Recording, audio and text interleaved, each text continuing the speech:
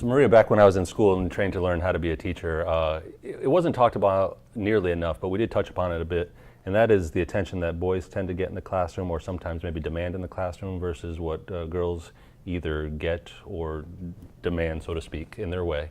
And it's probably a topic that needs to be explored more, but clearly we know from just the eye test, if we visit a classroom and stay on the other side of a two-way mirror, we could probably see boys getting a little bit more attention, because generally, and it gets into a little bit of a conversation about nature versus nurture, but generally we see boys a little bit more aggressive in putting forth the response. Their hand goes up oftentimes right away. They want the attention of having their hand up, and so they may dance a little bit while their hands are up. They may even shout out the answer, where being first and being competitive and having the right answer, or even just having an answer first, will get them recognized, and also oftentimes a pat on the back.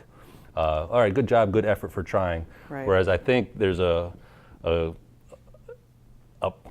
a message for girls that's just the converse. Oh, don't be the attention. Don't be the center of the attention. Sit in the, wait till you're called upon. Don't be too assertive. Well, yeah, I think, unfortunately, I think girls are forced to be aware of the perception they're giving. Where for boys, oh, he's just a boy, let him be a boy. And those have to be, and I got into nature versus nurture earlier, but that's definitely how we raise our kids. And not only that, Dino, but also just the emphasis on appearances. It's what they look like, how they dress, and all of that.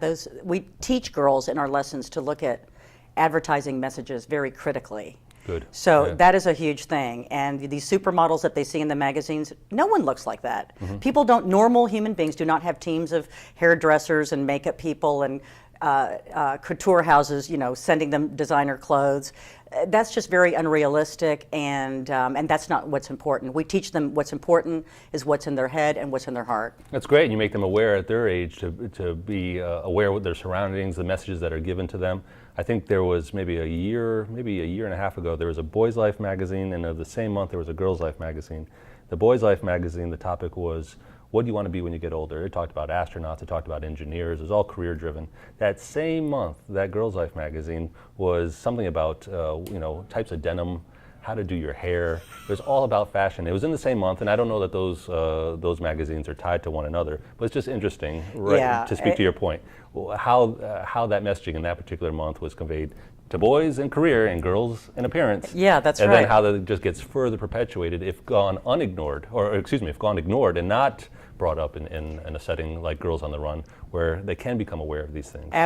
Because this washes over us, all this advertising. Sure. So we teach them just to look very critically at that and go, no, wait a minute, that's not even important. And I can say this too, for going back to what I was taught in the classroom while on my way to becoming a teacher, we adults need to look at that a little bit more too, because we forget that we're susceptible to that mindset that's out there as well. And as a teacher, we probably need to be a little bit more equitable in the classroom. Right, and be cognizant of that you're doing this. That's right. That's right. And empower women in the moment to say, no, I'm sorry, her hand was up first, or even though her hand wasn't up, maybe I might call on her first, just to try to get a little bit more involvement in team approach and in indirect ways start to cut through those perceptions that are in society. That's what our coaches do. Yeah. They emphasize that in our lessons, and sometimes they realize themselves, we are doing that. Mm-hmm. We didn't even realize we were doing that. So it just draws awareness. Absolutely. To this issue. And more awareness is going to influence the change. Absolutely. So, that's the way to do it.